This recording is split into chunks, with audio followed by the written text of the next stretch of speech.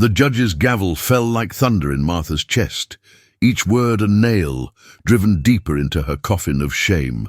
In the suffocating heat of Dry Gulch's only saloon, where whiskey-soaked dreams went to die, she stood trembling as rough hands reached for the fabric that was her last shield against the world. The crowd's hungry eyes devoured her terror, feeding on her humiliation like vultures on carrion. When Jed pushed through those swinging doors, the sight that greeted him would shatter everything he thought he knew about justice, about Martha, about the scars we all carry beneath our carefully constructed lives. Subscribe to witness how one moment of exposed truth can ignite a fire that burns down everything. The afternoon sun beat down mercilessly on Dry Gulch, turning the dusty main street into a furnace that seemed to bake the very soul from anyone foolish enough to venture outside. Martha Henley stood in the center of the Red Horse Saloon, her calloused hands trembling as she clutched the worn fabric of her only decent dress. The room reeked of stale tobacco, spilled whiskey, and the bitter sweat of men who had long ago abandoned any pretense of decency.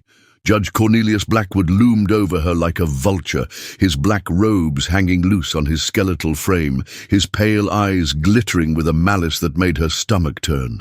The crowd of onlookers pressed closer, their faces twisted with the kind of cruel anticipation that only comes when decent folk convince themselves they're witnessing justice rather than participating in cruelty. Martha's breath came in short, desperate gasps as she realized that no amount of pleading would save her from this moment. The judge's voice cut through the oppressive silence like a blade through silk, each word carefully chosen to inflict maximum damage. Martha Henley, you stand accused of conducting yourself as a woman of ill repute, corrupting the moral fiber of our God-fearing community. His thin lips curved into what might have been a smile if it had contained even a trace of warmth or humanity. The accusation hung in the air like smoke from a funeral pyre, choking her with its implications. She had sewn clothes for half the women in this room, had sat with their children when fever struck, had never so much as looked sideways at another woman's husband. Yet here she stood, branded with words that would follow her to her grave, all because she owned a small plot of land that the judge coveted for his railroad friends. The injustice of it burned in her throat like swallowed fire, but she knew that protest would only make her suffering worse. "Strip her!" the judge commanded with the casual indifference of a man ordering coffee, and Martha felt her knees buckle as if the very earth had shifted beneath her feet. The saloon erupted in a mixture of cheers and nervous laughter, the sound washing over her like a tide of filth that threatened to drown her completely. Two men stepped forward, their faces flushed with drink and excitement, their hands already reaching for her with an eagerness that made her skin crawl. She backed away instinctively, her spine pressing against the rough wooden bar, splinters catching in the fabric of her dress like tiny claws trying to hold her in place. The room seemed to spin around her, faces blurring into a nightmare kaleidoscope of leering grins and hungry eyes. Time stretched like taffy, each second an eternity of anticipation that made her want to scream until her lungs burst. Martha closed her eyes and tried to transport herself somewhere else, anywhere else, but the sounds of the saloon kept dragging her back to this moment of ultimate violation. She thought of her late husband Thomas, of how he used to hold her close on cold nights and whisper that she was the strongest woman he'd ever known. She thought of the small garden behind her house, where she grew vegetables that she shared with neighbors who now watched her humiliation with the detached interest of spectators at a hanging. The irony wasn't lost on her that these same people had eaten her food, worn clothes she had mended, accepted her kindness without question, yet now they stood silent as she was destroyed before their eyes. Their betrayal cut deeper than the judge's false accusations, deeper than the hands that now grabbed at her sleeves with increasing boldness. The first tear of fabric sounded like a gunshot in the suddenly quiet room, and Martha felt something inside her break along with it. Her carefully maintained composure crumbled like a dam bursting under too much pressure, and she began to sob with the raw, desperate sound of an animal caught in a trap. The men worked methodically, their movements efficient and practiced, as if they had done this before to other women who had dared to stand in the judge's way. Each piece of clothing that fell to the floor took with it another layer of her dignity, another fragment of the life she had built so carefully after Thomas's death. The crowd pressed closer, their breathing heavy and labored, their excitement palpable in the stifling air. Martha kept her eyes squeezed shut, but she could feel their gazes like physical touches, violating her in ways that went far beyond the mere exposure of her body. When the last of her outer garments fell away, leaving her in nothing but her thin cotton chemise, Martha opened her eyes and looked directly at Judge Blackwood. She saw her own destruction reflected in his satisfied expression, saw the cold calculation behind his righteous facade, and felt something harden inside her chest like cooling steel. "You may take my clothes," she whispered, her voice barely audible above the crowd's murmurs, "but you cannot take what I know to be true about myself." The judge's smile faltered for just a moment, a flicker of uncertainty crossing his features like a shadow passing over the sun. In that instant, Martha realized that her dignity was not something that could be stripped away by cruel hands or false accusations. It lived somewhere deeper, in a place that even Judge Blackwood could not reach. Jed Morrison had ridden into Dry Gulch with nothing more pressing on his mind than purchasing supplies and perhaps sharing a quiet drink before the long ride back to his isolated ranch. The town held little appeal for him these days, its streets filled with the kind of people who measured a man's worth by the weight of his purse rather than the strength of his character. He had learned long ago that solitude was preferable to the company of those who would smile to your face while sharpening knives for your back. The Red Horse Saloon beckoned with its promise of cold beer and temporary respite from the desert heat, and he pushed through the swinging doors without any expectation of drama.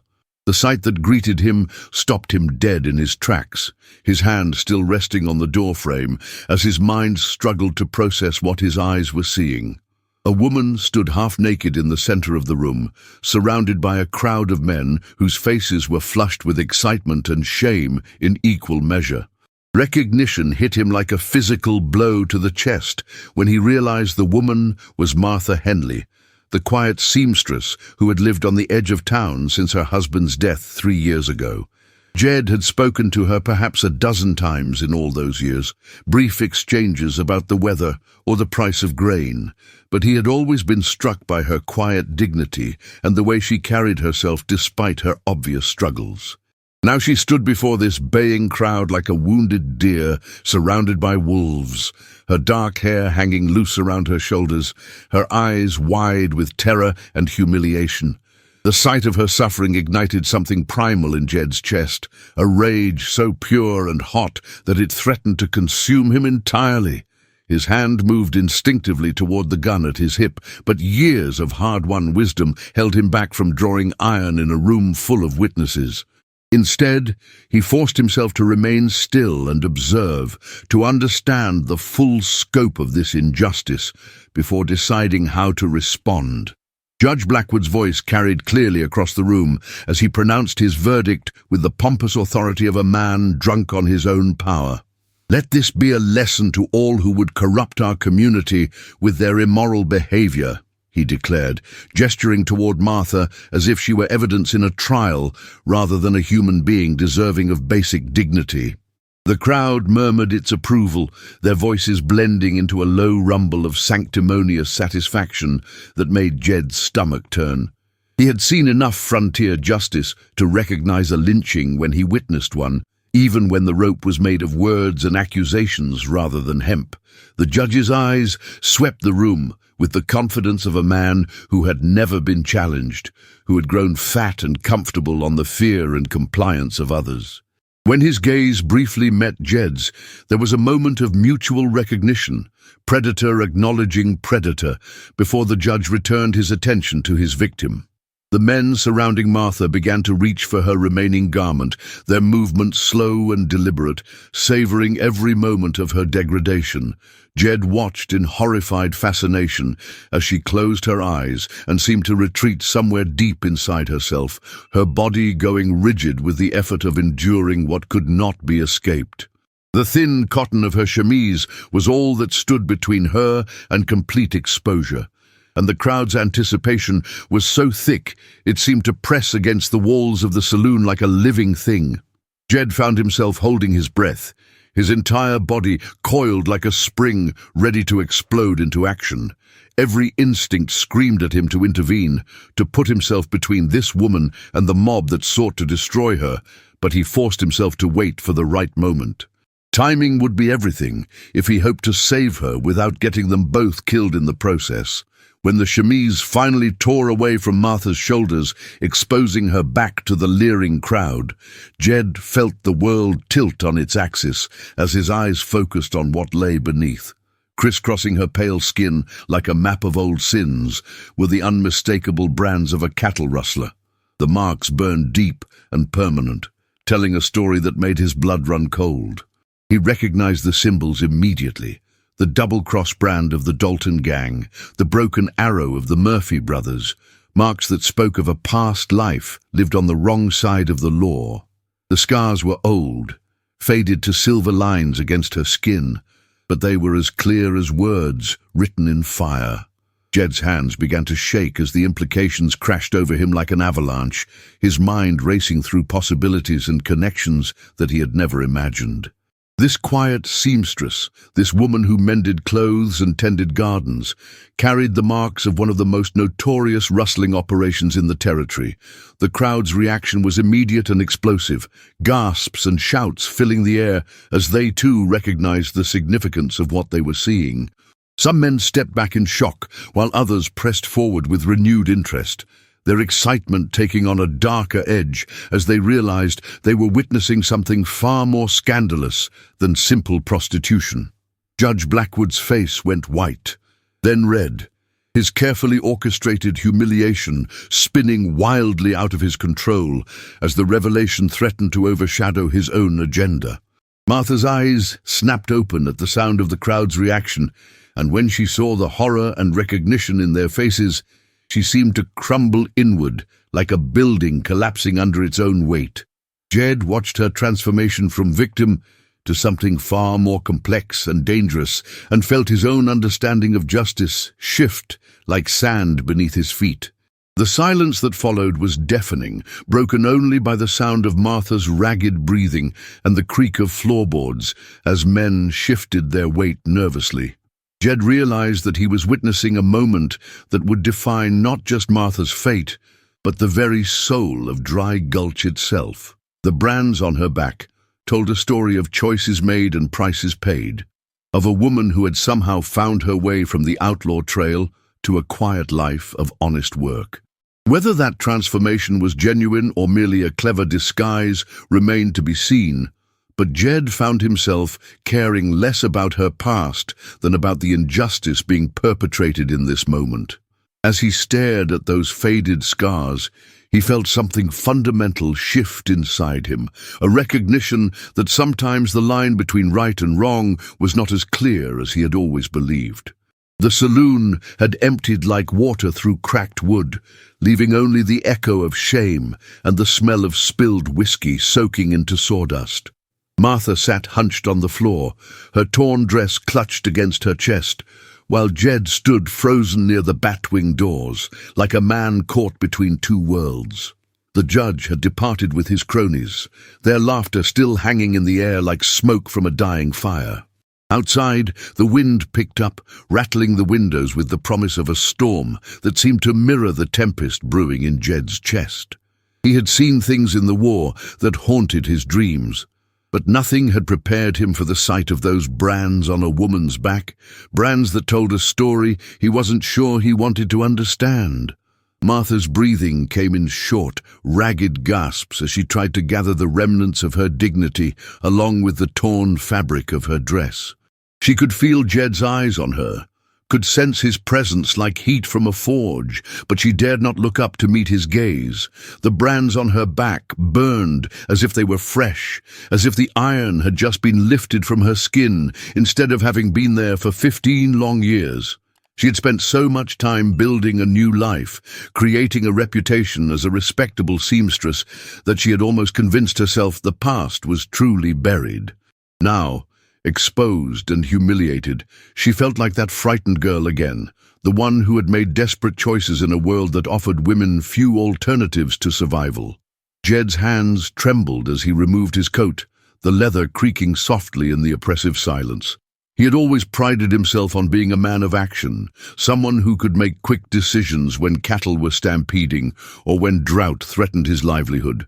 But this moment required a different kind of courage, the kind that came from the heart rather than from instinct. He approached Martha slowly, as if she were a wounded animal that might bolt at any sudden movement. When he knelt beside her and gently draped his coat over her shoulders, she flinched at the unexpected kindness, her body tensing like a bowstring pulled too tight. The warmth of the leather seemed to wrap around her like an embrace she hadn't felt in years, and for a moment she allowed herself to lean into that small comfort. The silence stretched between them like a canyon, deep and seemingly impossible to cross. Jed wanted to say something, anything, that might ease her suffering, but words felt inadequate in the face of such raw humiliation. He had always been better with horses and cattle than with people, more comfortable with the honest simplicity of ranch work than with the complex emotions that seemed to govern human relationships. Yet something about Martha's quiet dignity, even in her moment of greatest vulnerability, called to a part of him that had been dormant for too long. He found himself remembering his own sister, dead these 10 years, and how she had looked the day their father had beaten her for talking back. The same mixture of defiance and defeat had been written across her face, the same stubborn refusal to let the world break her completely. Martha finally raised her head, her eyes meeting Jed's for the first time since the ordeal began. What she saw there surprised her, not the judgment or disgust she had expected, but something that looked almost like understanding. His weathered face bore the lines of a man who had known his own share of hardship, and his eyes held a gentleness that seemed at odds with his reputation as a hard, solitary rancher. She had heard the stories about Jed Morrison, how he had come back from the war changed, how he kept to himself on his spread north of town, how he dealt fairly with everyone but trusted no one completely. Looking at him now, she wondered what ghosts haunted his own past, what secrets he carried in the depths of those grey eyes that seemed to see too much. As the first drops of rain began to patter against the saloon windows, Jed made a decision that would change both their lives forever. He stood slowly, his joints protesting after years of hard ranch work, and extended his hand to Martha with the same careful deliberation he might use to approach a spooked horse. "Ma'am," he said quietly, his voice rough with emotion he couldn't quite name, "I think it's time we got you somewhere safe." The simple words carried the weight of a promise, an unspoken vow that whatever had happened in her past, whatever those brands represented, he would not let the vultures of this town tear her apart while he had breath in his body. The ride to Jed's ranch passed in a silence broken only by the steady rhythm of hoofbeats and the increasing intensity of the storm that seemed to chase them across the desert. Martha sat behind him on his horse, her arms wrapped around his waist with a grip that spoke of desperation rather than intimacy, while the rain soaked through their clothes and turned the dusty trail into treacherous mud. She could feel the solid strength of his back against her cheek, could smell the familiar sense of leather and honest sweat that clung to his shirt, and for the first time in hours she felt something approaching safety. The brands on her back throbbed with each jolt of the horse's gait, a constant reminder of the shame that had been exposed for all to see. But somehow the pain felt different now, less like a condemnation and more like a wound that might finally have a chance to heal. Jed's ranch house emerged from the storm like a ship appearing through fog, its windows glowing with the warm yellow light of oil lamps that promised refuge from the chaos of the outside world. It was a modest structure, built for function rather than beauty, but to Martha it looked like a palace after the nightmare of the saloon. Jed helped her down from the horse with the same gentle care he had shown in town, his hands steady and sure as he guided her toward the covered porch. The rain drummed against the tin roof with increasing fury, as if the sky itself was angry about the injustice that had been done. And Martha found herself grateful for the storm that would keep the rest of the world at bay, at least for tonight. Inside, the house reflected its owner's solitary nature, clean and orderly, but sparse in the way of a man who had grown accustomed to his own company. Jed lit additional lamps while Martha stood dripping in the doorway, still clutching his coat around her shoulders like armor against the world's cruelty. The main room held a stone fireplace, a worn leather chair, and a table that looked handmade, its surface scarred by years of use, but polished to a warm glow. Books lined one wall, their spines bearing titles that surprised her. Poetry alongside practical manuals, philosophy next to cattle breeding guides, as if the man who lived here was more complex than his reputation suggested. She had expected the home of a reclusive rancher to feel cold and unwelcoming, but instead she found herself in a space that felt lived in and somehow peaceful. Jed busied himself building up the fire, his movements efficient and practiced as he coaxed flames from kindling and logs.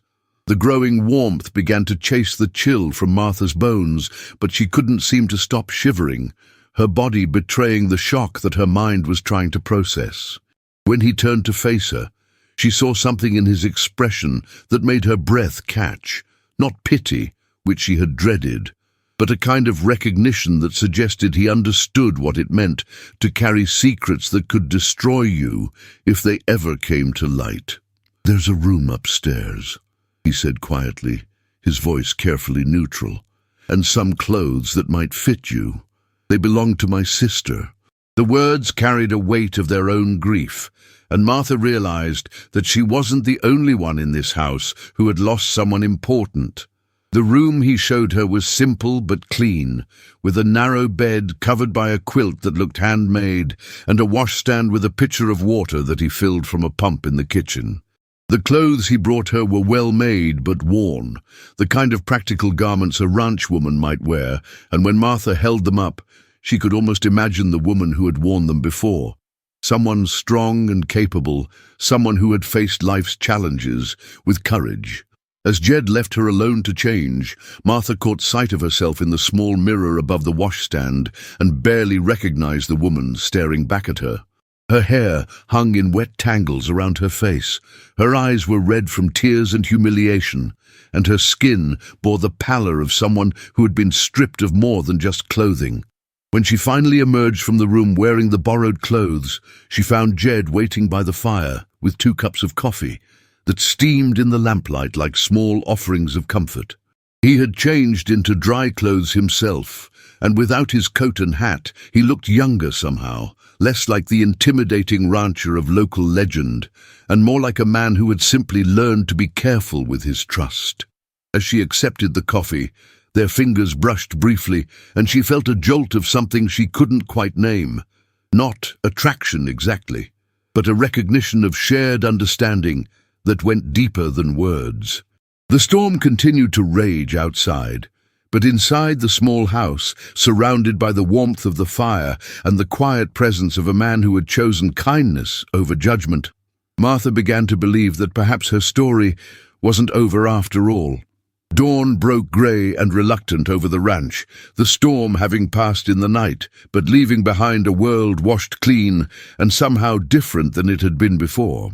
Martha woke in the narrow bed to the sound of Jed moving quietly in the kitchen below, the smell of coffee and bacon drifting up through the floorboards like a promise that life could still hold simple pleasures even after the worst had happened. She had slept fitfully, her dreams filled with the echo of laughter from the saloon and the weight of eyes that had seen too much. But in the pale morning light, The events of the previous day felt almost like something that had happened to someone else. The borrowed clothes fit her well enough, and as she braided her hair with fingers that no longer trembled, she caught sight of herself in the mirror and saw not the broken woman from the saloon, but someone who might yet find a way to rebuild what had been torn down. Jed was standing at the stove when she came downstairs, his back to her, as he tended to the breakfast with the same careful attention he probably gave to everything in his ordered life. He had rolled up his sleeves, and Martha could see the corded muscles of his forearms, the hands that had been so gentle with her the night before now, competently managing the mundane tasks of morning. When he turned to greet her, she saw that he had been awake for some time, his hair damp from washing and his clothes fresh, as if he too had needed to wash away the memory of what had transpired in town. "Morning," he said simply, his voice carrying none of the awkwardness she had expected, and she realized that whatever judgment he might have passed on her past, he had chosen to keep it to himself. They ate in companionable silence, the food tasting better than anything Martha had eaten in months, though she suspected that had more to do with the circumstances than with Jed's cooking skills. Through the window, she could see his land stretching away toward the horizon, the grass green from the night's rain, and the cattle moving slowly across pastures that seemed to go on forever. It was a peaceful scene, the kind of life she had dreamed of when she was young and still believed that the world might offer her choices beyond survival and compromise. She found herself wondering what it would be like to wake up to this view every morning, to have a place where she belonged and work that mattered, to be part of something larger than the small, careful existence she had built for herself in town. When the meal was finished, Jed poured them both more coffee and settled back in his chair with the air of a man who had made a decision during the long hours of the night. "Those brands," he said quietly, his eyes meeting hers across the table with a directness that made her want to look away. "They tell a story, but not the one people might think." Martha felt her breath catch in her throat, the coffee suddenly tasting bitter on her tongue, as she waited for the condemnation she was sure would come. But instead of judgment, she saw something that looked almost like understanding in his weathered face, as if he too knew what it meant to carry the weight of choices made in desperation. "I've seen those marks before," he continued, his voice gentle but firm, "on men who rode with gangs because they had nowhere else to go, because the world had taken everything from them and left them with nothing but bad choices." The words hung between them like a bridge she wasn't sure she was brave enough to cross, but something in his tone gave her the courage to speak the truth she had hidden for so many years. "I was 16, she said, her voice barely above a whisper, "and my parents were dead. And there was a man who said he'd take care of me if I helped him with his business." The story came out in halting pieces, like water from a broken dam, each word carrying the weight of shame and regret she had carried alone for too long. She told him about the cattle rustling, about the brands that marked her as property rather than partner, about the night she had finally found the courage to run, and the years she had spent building a new life from the ashes of the old. When she finished, the silence stretched between them again, but this time it felt different, less like a chasm and more like a space where understanding might grow. Jed reached across the table and covered her hand with his, the simple gesture carrying more comfort than all the words in the world. "The past is the past," he said firmly, his thumb tracing gentle circles on her knuckles, "and what matters is who you choose to be now." Martha felt tears she had been holding back since the previous day finally spill over, not tears of shame this time, but of relief so profound it left her breathless. She had spent so many years believing that her past would always define her, that the brands on her back were a permanent mark of unworthiness. But looking into Jed's eyes, she began to see the possibility of a different kind of future. Outside, the sun was beginning to break through the clouds, casting long shadows across the ranch and painting the world in shades of gold and possibility that seemed to promise that even the most broken things could be made whole again. As the morning wore on, They talked about practical things, what would happen when they returned to town, how they would face the judge and his cronies, what kind of life might be possible for a woman whose secrets had been exposed for all to see. But underneath the practical discussions, something deeper was taking root, a connection forged in the crucible of shared understanding and mutual respect that felt stronger than anything Martha had ever known. When Jed finally asked her to stay, to make the ranch her home, and help him build something better than either of them could create alone, she felt her heart open in a way she had thought was no longer possible, like a flower blooming after a long, harsh winter that had finally come to an end.